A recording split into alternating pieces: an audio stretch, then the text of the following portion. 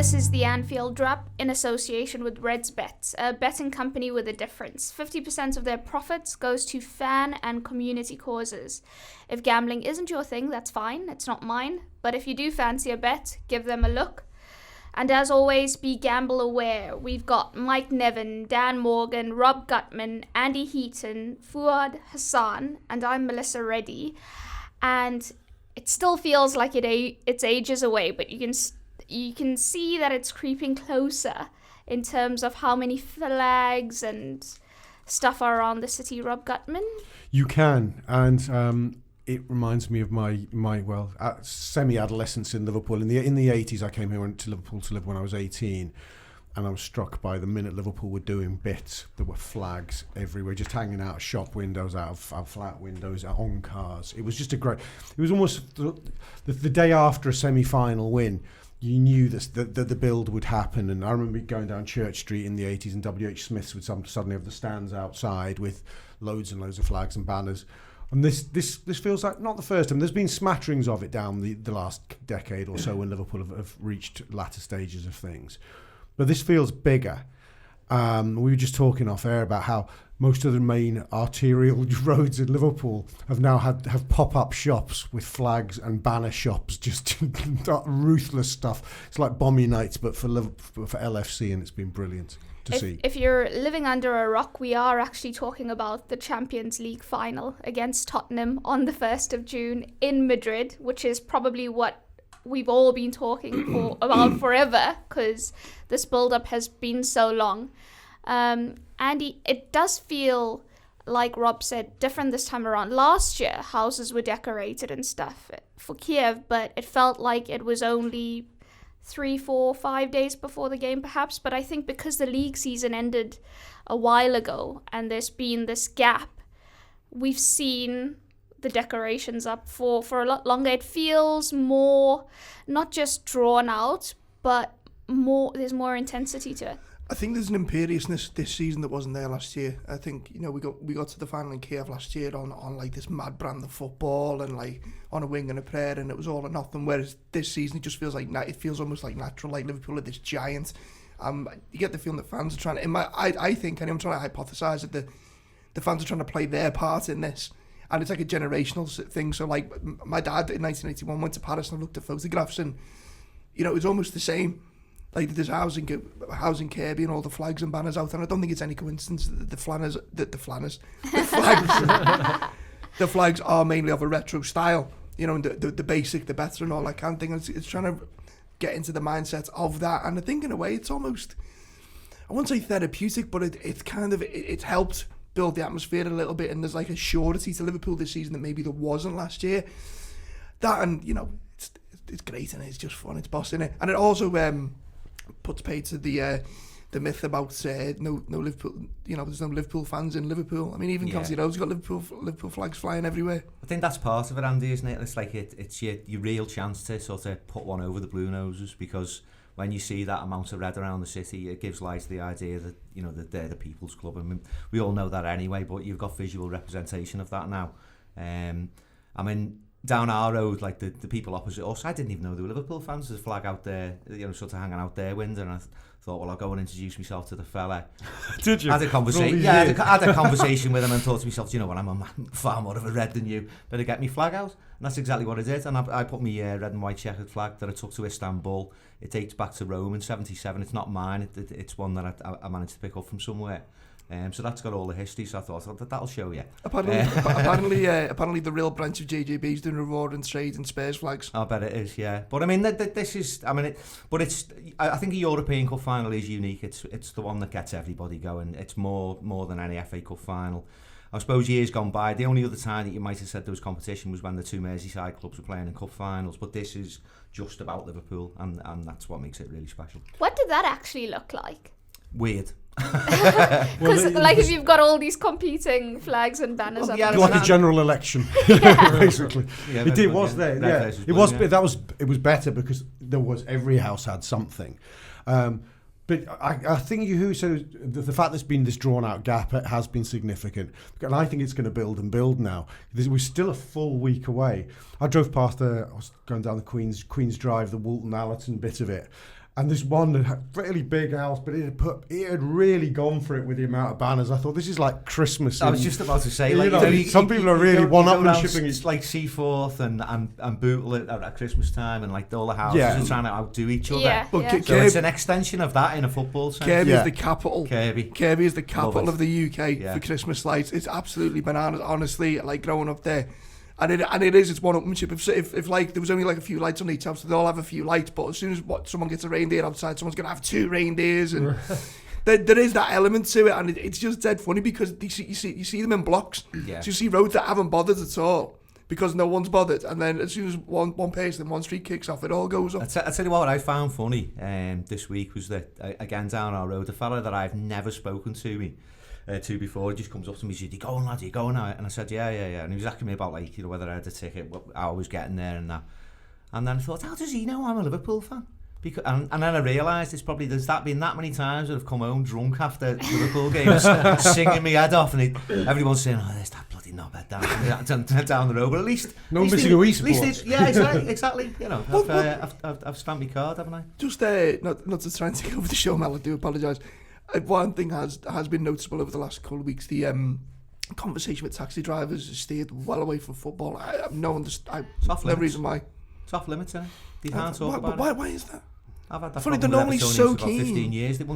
We end up talking about cycling. So like the stereotypes, and everyone goes, "Oh yeah, all cab drivers are Evertonians," but actually, Mike, back me up on this. Absolutely true. 80%. People's cab. Kev's cabs. Has it felt like Christmas for you yet, with all the banners and stuff? Well, I've really enjoyed the break to the game. I know a lot of people have been, can we just play it the days afterwards? But every day I wake up and think we're in a European Cup final, and you know, in a week or so time, that won't be a thing. It factually won't be a thing. You know, you're gonna wake up and it's gonna be closed season, and every day you wake up with the possibilities of not only going, but you know, just the anticipation of it. And I love it. I mean, I've been trying to put my finger on why this year feels different to last, and it does in many ways. And I think, listen, I loved Kiev and the Ukraine. I thought it was great when I was over there. I thought it was brilliant, but the fact of having to go there for the European Cup final, I think it did take a little bit of a shine off it. It almost felt a little bit like it was you going for a different competition in many ways. It just it felt a bit strange and a bit disengaged. And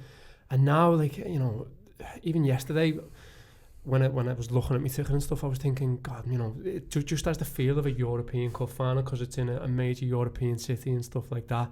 And just on the theme of everyone else, I mean, I travel to work on a road at the back of County Road every day, and I go through this road, and there's actually in one of them houses a good flag that you see at the game. I think it's the travelling around Europe with Jurgen's Reds one, and that's out the window, and I look at it every morning and get butterflies and the hair stands up on the back of my neck, and I'm thinking, this final could be played in August for me. I'm happy with this every day. This feeling of anticipation, I'll take it, because like you say, we get to wake up every morning in the European Cup final, others don't, so I'm loving it. And you know, not to tempt it, but you know the beauty of it, if Liverpool get the result, those flags are staying up all fucking summer. Yeah, absolutely. Fuad, I think since you're the youngest, we should probably like dress you up as a flag and stuff. Just decorate Fuad as though he's a house. You up for that? Stand outside the office and No, it's I agree with what everyone said. Really, it's been a bit funny because I've been putting together this video for kind of the road to Madrid and all the home games and away games that we've been on, and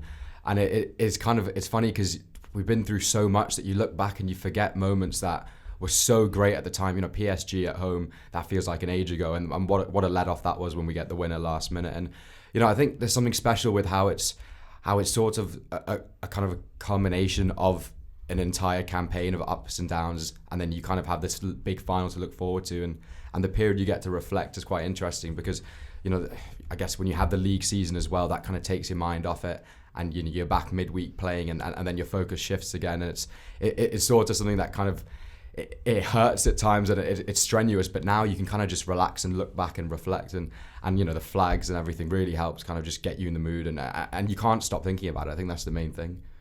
Whenever Fuad speaks, I always get this thing of, why do we actually let anyone else speak? Just let him speak. It's like chocolate, isn't it? I know, his gorgeous. voice is absolutely amazing. Thanks, Mel. Has anyone actually looked at the temperature for Yeah. Madrid 30 next week. 30 It is 33 going degrees on the Saturday. I think, people isn't are going to be At using what time, those though? flags to wipe all themselves. day, I Rob. think it's about 27 by 9 o'clock or something. Something mad, even in the evening. This is for the first time our warm weather training might actually, be of some significant use. I'm absolutely fine with it being that hot, by the way. Yeah, I love it. What if you're Absolutely taking your fine. scarf? No I problem. mean, imagine standing around that park with a scarf on. That's going to be...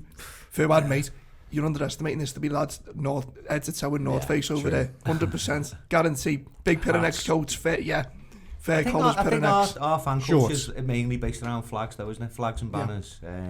We've had that like continental feel to our. The simpler the better, by the way, Mike. Basically, I mean, we go mad about other clubs robbing our songs, but effectively Liverpool's fan culture is taken from Europe. That's the way culture evolves, isn't it? That it's influenced by things that in and around you. And I think Liverpool is the nation's most continental club. There's no doubt about it. I think that's why the whole European Cup narrative fits the club and the city so well, because it's an expression of something that's been going on for over 30 years. I mean, even in the mid 80s, like the European games, the flag nights that they called, I mean, most of the flags were of foreign clubs. Like there was a massive Roma flag throughout 84, 85. We've got that different feel about us, and I just think that's why. And I don't know whether it's passed down verbally to a new generations, but it just seems almost by osmosis to have carried through. And that's why we're different. I think it's in the culture of the city yeah, as well. I was going to say, you can get really sociological about this, but I mean, my earliest memories of going on the Cop and coming to Anfield was of seeing Rangers and Celtic flags. And that tells you everything. That tells you that there is this sort of this cultural melting pot element to it. And I think the minute Europe was on offer, and the fact that there's some sort of hint of a free holiday, not free holiday, exactly, but an opportunity, I suspect, for lads to get away from their domestic situations for a few days. They did, and they came back with their boots filled. Exactly. Ingenuity was the watchword, I think, wasn't it? Yes. And appropriation. Appropriation. Yeah. On literally and culturally. What struck me is the comments post Barca again, and look, everyone likes to think that their own club is special and unique, and everyone likes to think they've got the best fans. And I'm not saying we're the best. I'm just saying there is a uniqueness, and that's been proven again since the Barcelona game. The comments coming out, and just purely how many times the word Anfield has been mentioned, not by us, by the opposition. And you go right through the annals of history. There's teams like Barcelona now coming to Anfield going with 3-0 up, but shit, it's Anfield, and that means something. Yeah, that means something. We had it with. I always remember when we went to Madrid with you, Rob. If you remember, yes, yeah. And there was the Mark carried the famous front page of next week. Anfield, so what? And then the game after, they had the tails between the legs. Inter Milan, I think it was maybe even the same season. Couldn't face it. Chelsea, how many times now? It is there, and it is. And I think Mike's far more eloquent than me about it. It is. I think it's Liverpool's such an outward-looking city as well. And I do think there is that woven into it, there's a little bit of fuck you about it to everyone else, if we're being totally honest. Yeah. I think Anfield has become more Anfieldy, though. In modern, if you think Anfield is more of a fortress today, I'm going to say, than I think it was in the golden age where we were the best, in a certain sense. In that we've had, I would now say, it's become a parody of itself, but in a good way. Well, yeah, the myth has grown and grown, and yeah. there are certain nights where we've started to do impossible things. Like Dortmund was an impossible thing. Olympiacos was. That was another one. Sorry, yeah. Olympiacos was impossible. What we did to Roma was ridiculous. What we did to Man City, those were the kind of performances which in the golden age we didn't have to have so much, and we didn't have. And I think it's now a thing that you've been Anfielded. Barcelona were Anfielded, and I don't think anyone who comes there goes, yeah. We hear about tales about going to Turkey and it's a cauldron that venue, or go to the old Al Samiyen Stadium. Yeah, and you go. Those are tough places to go, but top pros go. Yes, it's fine. What we do, you go there, you quieten the crowd, calm the game down, and then you win. No one can do that to Anfield, really. Okay, one or two do, but it's very, very hard to do it. I'm not sure why we're talking about Anfield when we're not going to we're playing in Madrid. But fan culture is a big part of it, and Mike, you made the point that Liverpool is the most continental sort of influence city, and that's true because you can actually see it and how other clubs have celebrated the fact that Liverpool are in another European Cup final.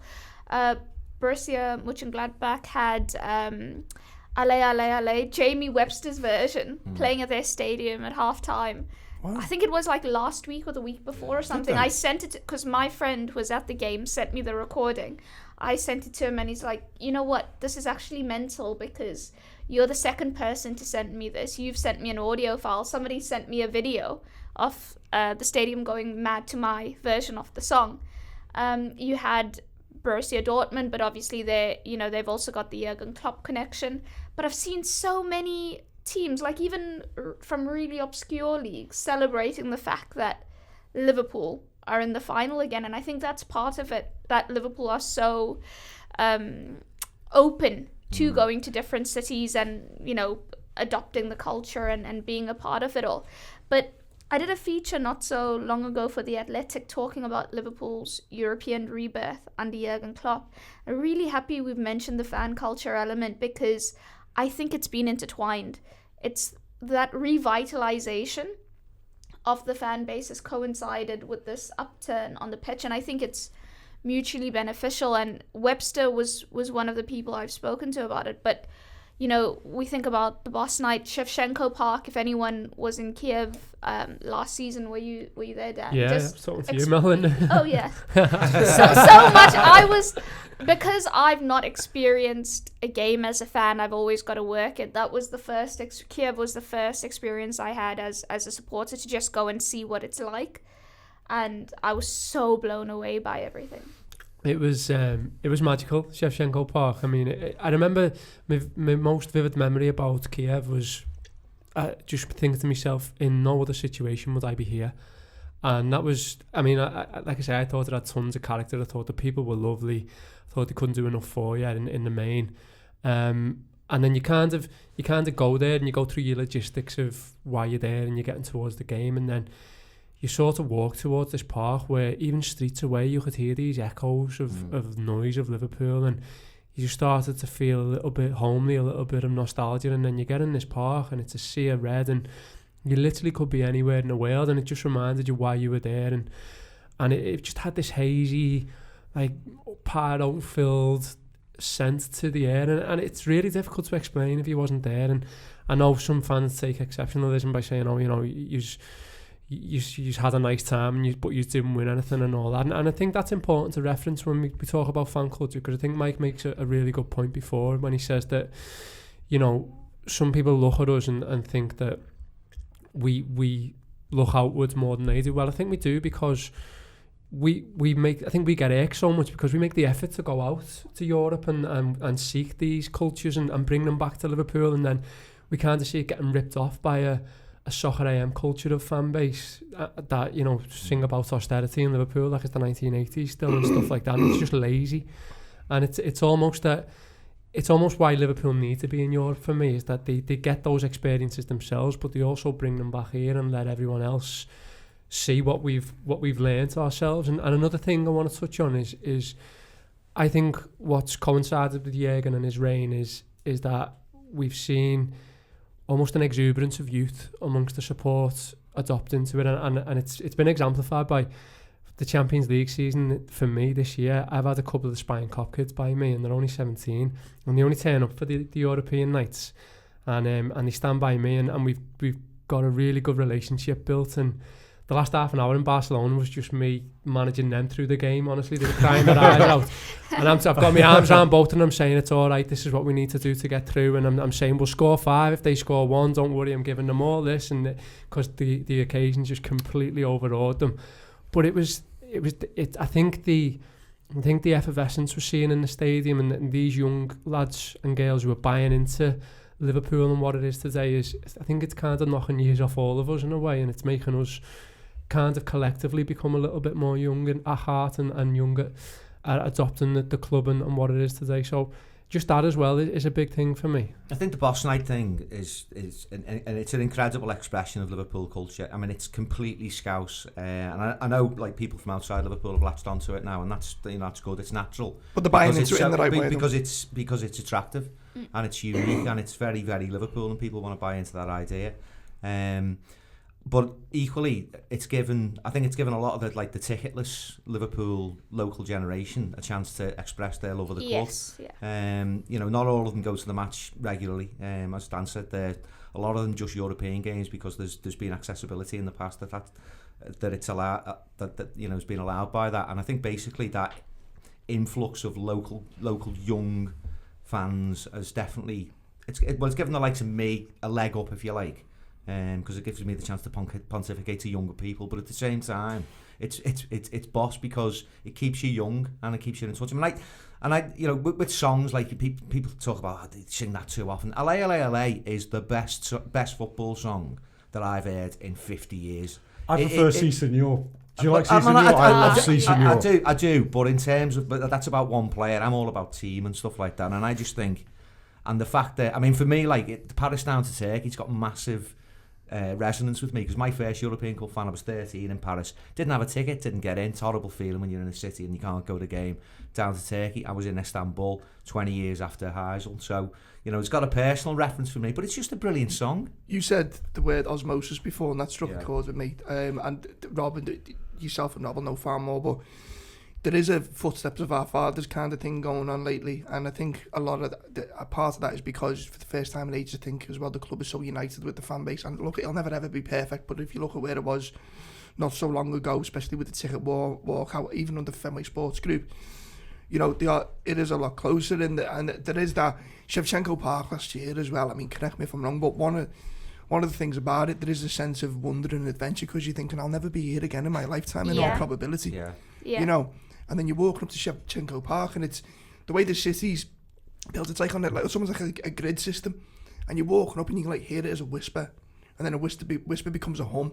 But you feel you actually feel the resonance rather than hearing it. You feel it. It's like a bass thing. I can only describe it as similar to the first time I went to New York, and you can feel the intensity of the city. And you're exactly right. And it just felt this massive, and it felt like we'd arrived somewhere. And look, hindsight's 2020, but I did say this straight in the aftermath to Kiev. The reason why I think it was heartbreaking, but it was nowhere near as bad as what it could have been, because I think I said at the time on the show, but I think it didn't feel like the end of something. It felt like the start of something. And this just feels like the next step. And as much as the club have ramped it up, the fact we, as a fan base, we've seen that and gone with it as well. And it just seems like everyone's just bought into this ideal. And it's an ideal that hasn't been there since 2005 maybe, and long may it continue. Shevchenko Park was so important because having known people who went to the game, who work the game, who didn't have the Liverpool fans working, for the club and stuff, who didn't have the opportunity to go to Shevchenko Park because they had to be at the stadium early, and fans who didn't travel at all to Kiev. And Rob, you could probably, come in after I've said what I've said to give the other perspective. People who were there, the happiness that filled the place, and Andy's point about you knew it was the start of something. When you were there, you could feel that this was a celebration, not a celebration linked to the game, to the match that was taking place. A celebration of Liverpool's journey under Jurgen so far, and where everyone foresaw that going. In the stadium itself, it was quite devastating the way the game panned, but all the people that were at Shevchenko Park were still so defiant. It was like, didn't go our way, but we'll be back. It was that defiance is the only word I can find it. And when I saw my friends afterwards who hadn't had the experience I just had, I was still happy. I was still it felt like I was walking on a cloud still. Of course, I was disappointed that Liverpool lost the game, but my eyes had been open to, if this continues, the fans and the players all pulling in the same direction, it's going to be fantastic. But when I saw all my mates afterwards, they were on the floor. They were dead. They were absolutely gone. Was it the same for you, Rob? Yeah, I was devastated because I couldn't go because I couldn't get my youngest Rafi out of school to come with me. He's here listening to this now. So we couldn't go. So we made as big a deal as you can, watching on a big telly with lots of friends and family, and it was as nice as an environment as it could be. But there wasn't all that. I think in the weeks before the final, I felt that restoration of pride. I felt I didn't expect us to beat Real Madrid. I thought we could. I thought our name was on it. I thought we could, but I didn't expect it. So therefore, I was always looking past it in a certain sense. I'm thinking, well, we are the coming force here. There will be more to come next season. But on the day, when it came to it on the day, I badly wanted Liverpool to finish that day with the European Cup. And the way it unravelled was, because there because we didn't have Shevchenko apart, we were just alone with the story that unfolded on our screens, and the story was a nightmare. It was a football, and you could not have a game which just goes against you. And a nightmare, not in the sense that you get outplayed and beaten 4-0 kind of nightmare. In a way, you can dust yourself down and go, that's fine. We'll put in our place. But that was cruel, the manner of that. And I didn't get up again until I found we were signing Fabinho. 48 hours later, that lifted me off the floor. It's interesting that though, because I think I remember it. I mean, I think there's something really humbling in just being at a game and watching it live. Whereas if you're watching it on a screen and it's from somewhere halfway around the world, it takes on this extra gravitas. And for me, just watching the game, I've never watched it back because I don't want to. I don't see the need to. Me neither. I could have been watching a Sunday League game where I watched the keeper throw it at a lad and it went in the back of the net, and it almost made it a little bit more human in a way. But I remember, I was next to Neil in the game, and Neil's told the story before, and got no shame in it. He was absolutely crestfallen at the final whistle. He was in tears. Yeah, I was. And I was really defiant. But I remember my thought first and foremost was saying to him, they're our boys, they're us, they're a representation of us. They've done us more than proud this season. They've beaten Manchester City. They've fought through for something that we didn't expect. They're a credit to us, so we make sure we're there for them now, because obviously they've been more than enough for us. And I remember saying to him, we'll be back, and I knew we would be, and knew that it was only the start. And that feeling was crazy, because I just couldn't feel upset. I couldn't feel on the floor with it. Do you think that the final there's two things here. The Kiev last year, there was the Carriers thing, and you mentioned the Fabinho thing, and what a replacement we've signed as a goalie. But talking about the game itself, and I know it's at the Atletico's new stadium, but do you think there's an element with it being in Madrid? There's almost like, even though they're not involved, there's almost like a score to settle element to this. I think there is. I mean, I'm sort of quite. They go knock round the I'm quite excited. I mean, aside from the game itself, I'm quite excited about us really showing off to the Madrid people. Because they're a cultural centre, they're a football centre, aren't they? And I think for the first time, we get to illustrate to them just how massive we are, because the Spaniards don't really travel in the same numbers as us anyway. There was plenty of them in Kiev, by the way, but nonetheless. This is a chance to ram down the throats of Real Madrid fans who live in that city. How many we are, basically. Because I'd say, I reckon Liverpool will have at least 60 to 80,000 fans in Madrid. Yeah, I really do. And I know there's loads of sort of ticketing issues around that, but as an expression of just how big a football club Liverpool is, possibly the biggest, arguably the biggest. The point and we get the chance to show that to another club who might think that they're in that position themselves. So my original poorly articulated point was exactly what you've just said, but I know we can get misty-eyed about it, and I agree with what Dan was saying about rallying after the final whistle last year. And I don't know whether it's a coping mechanism, Mel, what I can't imagine what it was like in the press box, but whether it's a self-defense mechanism. As soon as the final whistle went, I was right. I'd almost written in my head, right, this is going to be part of something. This is going to happen for a reason. And the lessons we learned tonight, we're going to get something out of it. We're in defeat, we're crestfallen, but we're going to take that. And everyone thought Liverpool had fought a bit in the next season. There was a narrative there, and it's gone now because Liverpool have been so great that, how are Liverpool going to recover from that? And I think we've just proven to everyone. I think that's involved with the pride element as well, in so much as we've been kicked as hard in the bollocks as you could do in the manner in which we lost, and yet we're back again. Yeah, I think one of the helpful things for me, even before Shevchenko Park, honestly, genuinely, was the best experience, football-related experience I've had. I didn't know anything like it. And since then, I felt that has carried through the entire season. Every European game I've gone to, every away game, you've sensed that just spill over. But even before Shevchenko Park, I'd done that from Hong Kong to Kiev. how Liverpool dealt with pre-season, the Coutinho situation, all the way through to planning for life after the final. I'd known from the January Liverpool had already started their transfer work and most of it was pretty much done. So in my head, I knew that whatever happened in that game, Liverpool would be okay after the final whistle. But then other than that, I knew that after the game, the players were watching all the footage. They were watching the fans at Shevchenko Park and stuff, you know, all the videos that were on Twitter, YouTube, as a sort of thing of, my God, this is who we play for. These are the people we represent. Look at them. We cannot be on the floor. We have to go again as well. So that disappointment that everyone felt, and you know, even from doing the piece from the tears in Kiev to how Liverpool became title contenders, Jurgen's feeling was about you know, Ox being injured and missing out on playing in that, and you know, now he's got to go through this long rehabilitation period. Mo Salah with his World Cup in jeopardy, such a great season, it ending that way. That was his disappointment. But the players, you know, in those moments, they're all feeling heartbroken for themselves, for their families, for the fans and all that. But them seeing that sort of footage lifted them.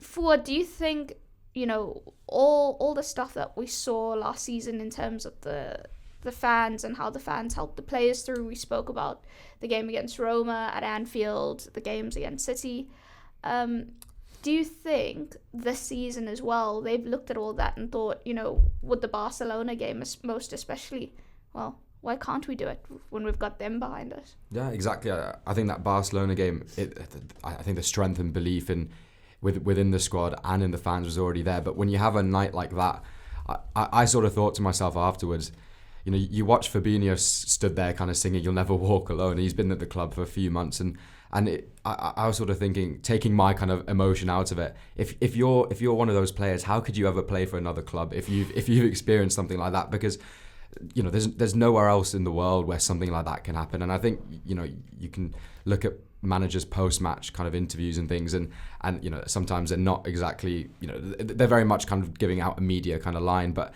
I think Jurgen was so honest, and his kind of shock and his kind of numbness was really interesting, because I think he realised himself that he's accomplished so much more than he thought he could have off the pitch in the time he's been there. And I think that's something that, you know, he might not necessarily have thought of being as kind of as possible when he first came in. But, you know, you've seen videos of him watching the footage, like you said, of Shevchenko Park and places, and you know, that the whole thing of creating the belief off the pitch, because at the end of the day, it's something that the players want us to enjoy. The manager has always said that he wants us to come in and have a good time. You know, he talked about a football party before that game, and to show appreciation and just have a great night. So yeah, I think the players now are at that stage where they're not bogged down by the weight of expectation. I think in the past you've seen players who aren't quite at the level and don't have the self-belief struggle with the kind of pressure of representing us, representing the fans, and these guys, I think, are so sure in themselves that they're able to embrace that responsibility and use it for kind of positive rather than a thing weighing them down. Well, there's a really, really good interview with Virgil van Dijk where he references that, and he also references the crowd thing as well. He likens it to Celtic, and I don't know if you've read it yet, but if you haven't, and this is just anyone listening to the show, I'd definitely give it a read, because it's an interesting insight into the psyche of Virgil van Dijk, and you think that permeates through the rest of the squad. And what was really interesting early in the week, we've done some really good interviews with European Cup winners. I spoke to Craig Johnson, Josh and John spoke to Kenny Dalglish, and they said they were petrified. It's mad, because, and it surprised me, I mean, even like giants of the game, like Kenny saying, you know, in the weeks running up to it, and they referenced 84 because there was a 3-week gap then, which is similar to now. And so we just wanted to play the game. They went abroad and kicked shit out of each other. Yeah, in Tel Aviv. Yeah, they did. Yeah, they did. Sat by a pool for 3 weeks, didn't they? But they said the nerves almost overcame them in the horrible way. You've got like, and that's Kenny Dalglish saying that. And now you're Virgil van Dijk going, nah, I don't get nervous, I get excited. And you're like, but I think Fuad's absolutely spot on there. He said, you know, players who aren't quite at the mark, and not think they're going to get found out, but there's that anxiety around it where you've got a behemoth thing going now, who doesn't get flat, who doesn't, literally and metaphorically doesn't flap at anything. You've Do you know got, what? Do you know I don't want to touch wood. By the way, I'm touching all the wood in the world when I'm saying this. But that permeates right through the side. I think it's interesting what Fu said about Klopp looking little shell shocked and shaken by what he'd seen in Barcelona. It was sort of a realisation that the whole thing's actually bigger than him, and he's had a magnificent season. But I think one of his greatest achievements, we may come to see, is I think he's got a team that's sort of bigger than him now in a certain sense, in as much as the sum of their personalities, all the cliches abide here. This is a team of captains. You look at the steeliness of someone like Andy Robertson, and he's young still. But, you know, people go, well, Klopp's lost a lot of finals. Is there a Klopp factor? He's created a team here that's bigger than him, and that will. A lot of people. He's brought in these players for this reason. People like Van Dijk, they're not interested in the burden of Liverpool's 29 years without the title. They're not interested in whether Jurgen's got a bad record in cup finals in recent times. They're just winners, really, really composed winners, I think, and I think this is going to make a difference. He's created he's created a way in which these players see things in a different light to others as a collective. And I think what's really interesting is that I've looked at this team throughout the last couple of years, and it's clear to me they are solely focused on taking responsibility for the things they can control, and they are fully aware of what they can't control. So if you use the final, for example, you know, if we are to get a really bad decision in the game, or, you know, touch wood, it doesn't happen, but we're struck down with injuries early on, they know they have no control over that. They are looking at what they can control all the time and shaping their own destiny. And I think a really good example of that is something like Fulham away this season, where that equaliser for Fulham would have ruined Liverpool teams in the past. They'd have gone on to lost that game, they'd have gone on to feel sorry for themselves, it probably would have put them in a slump for the next 5 or so. This Liverpool team looked at that and said, okay, we've got 15 minutes or so left, what can we control? Well, we can go and win this game, and just put that to bed. And Van Dijk was central to that. You know, it was his mistake and he just brushed it off. Yeah, it happens. I'm playing football, so what? I even think you saw that at Wolves on the last day, where they were shaken by the crowd suddenly picking up on what was happening at Brighton, and it took them 15 minutes, but they did reassert themselves in a difficult game. And I think it's a really good point that there's always been pressure to play for Liverpool Football Club. I think even as fans sometimes we're guilty of not realising how big this club is. Klopp talks about this club is mammoth. You know, around the world next week there will be people all around the globe getting up at ridiculous times and congregating together to watch Liverpool in the European Cup final, because they're huge Liverpool fans as much as anyone here.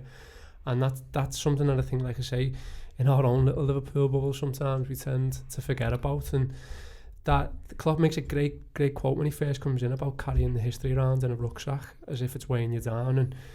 And he's found a way to get these players to walk into Melwood every day and to look at the European Cup and go, yeah, sound, that's where we should be. That's what we should be aspiring to.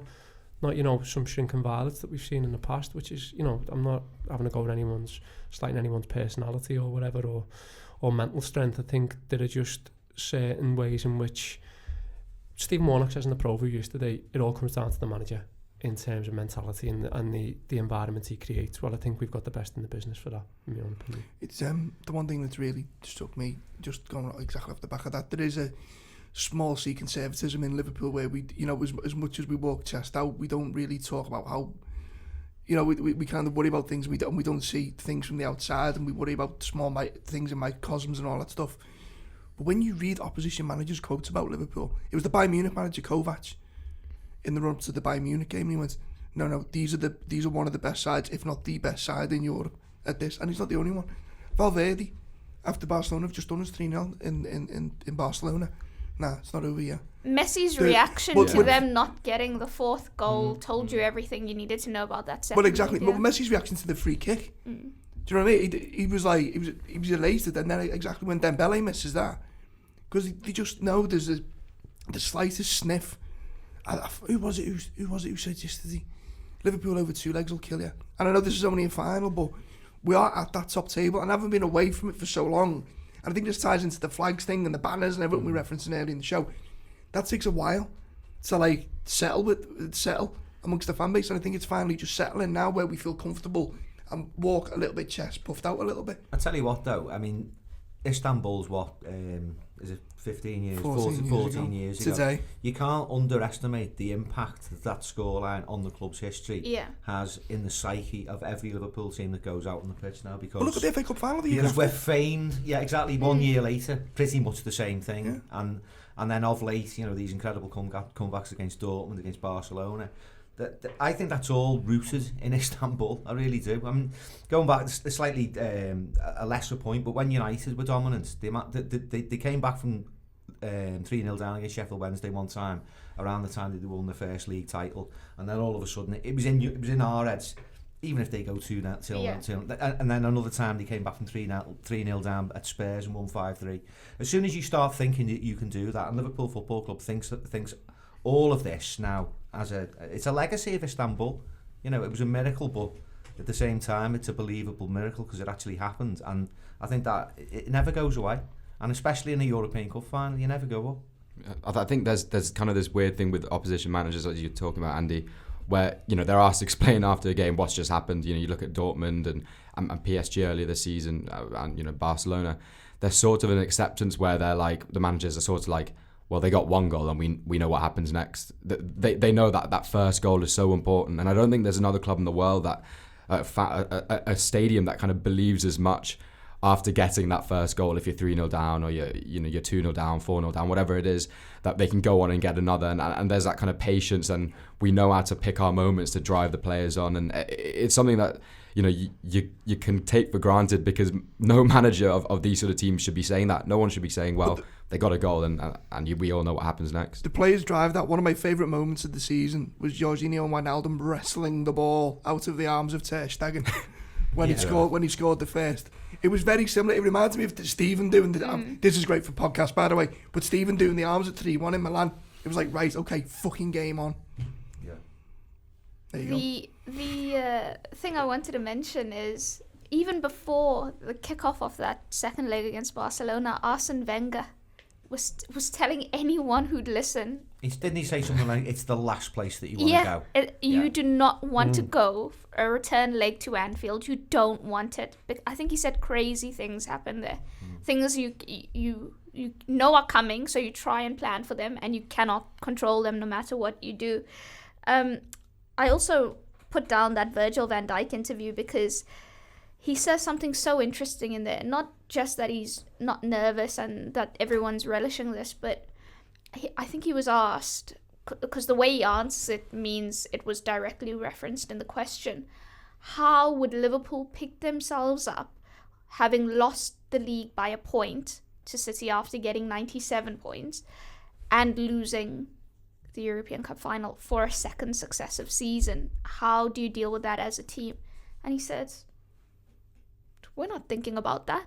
We're thinking about, we have the opportunity again to go and win the European Cup, and that's what we're focusing our energy on. We're going to give everything for that goal. And then he says, and I read that we could, then win the Community Shield, then win the Super Cup. So we're thinking about the trophies we can win, not the inverse of that situation. And he said, we're all confident enough here to know what we're capable of, and even if things don't go our way, what we can continue to do. And I think that mentality really has kind of seeped through the fan base. It's so important that people don't view every single opportunity as fatalistic as the last one, because they've proven to us after Kiev that, hang on, no, this is what we do now. We're going to compete for the title. We're going to be in the conversation at the final stages for the European Cup moving forward. This is who we are now. But we've got a few minutes to go, and I know loads of Liverpool fans are going to be in Madrid without tickets, but more so, there are people that I know traveling from all over the world to come to the city in anticipation for the parade, but also just to feel close, because they can't afford to go to Madrid, to feel close to what's happening. If you're advising them, because we're speaking about, the banners, the flags, which areas should they go to, which roads should they go and check out, to get the feel of these decorations. That's time to go and keep Rob company. Do you know what? I'm still a ticketless fan. House party at Rob's house. Yeah.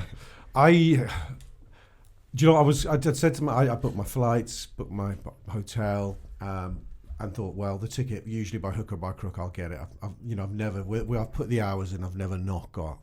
But this one's off the charts. It's not. I'm now believing it's not going to happen. I did say to myself I'd still watch it in a bar in Madrid, but I sort of made my mind up in the last week that no, I'd rather be in the city. But Mike, you've actually swayed me just partially during the course of this by describing that. I can't make my mind up. Is there a need to be near the actual event? I think I take your point. I think there's. I don't know. I mean, I think it's one of the things when you go to European Cup finals, you've got no sense of what's going on at home, and ridiculously, it's a bit trite to say that you feel a bit jealous that you're missing out on the home experience when you go into the game. But I think if I didn't have a ticket, and I'm lucky enough to have one, I think I'd go because I'd want to be part of that. The day before the game, the other thing people don't understand, and I think it's the night before. It's the eve I'd quite of like the to game. be with you before. Exactly. We'd be equals for that night only. Exactly, and I don't know how good your pickpocketing skills are.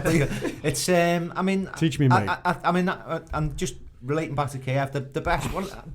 Kiev the night before the game was one of the best nights of my life. Yeah. It really was. It was fantastic, and.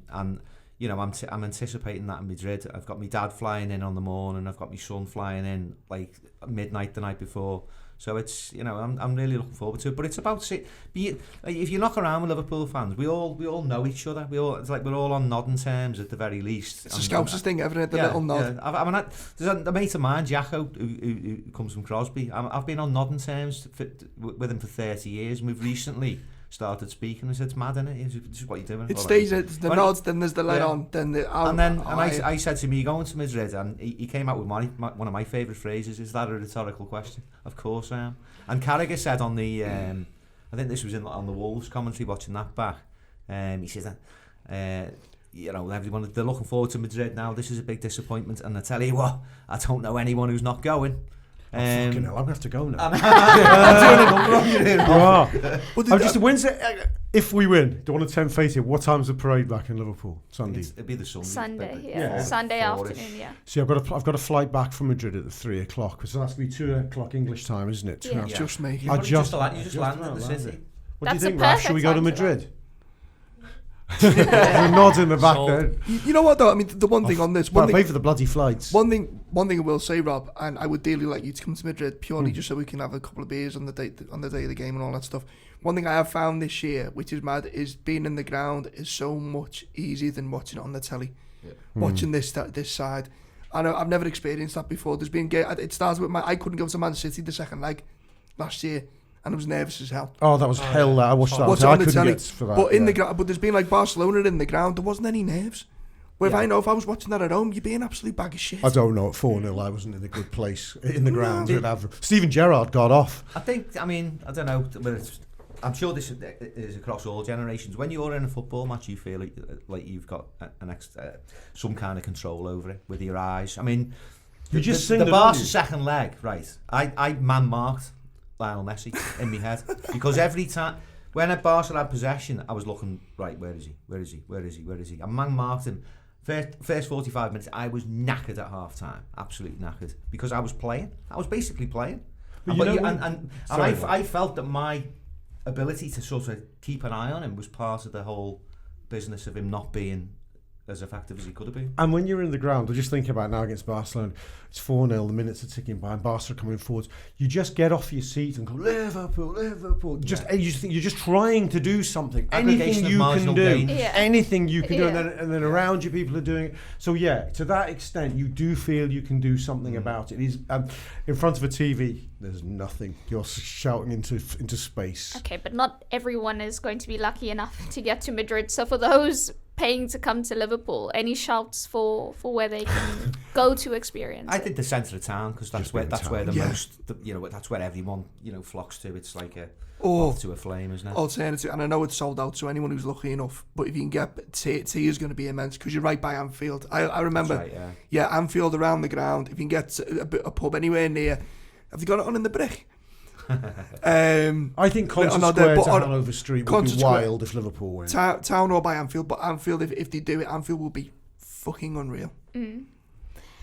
This has been the Anfield Wrap. We hope you've enjoyed it. Wherever you are in the world, we hope you will enjoy the European Cup final and the aftermath, because if you're enjoying it, we're enjoying it, Liverpool are enjoying it, and that's the way we want it to be.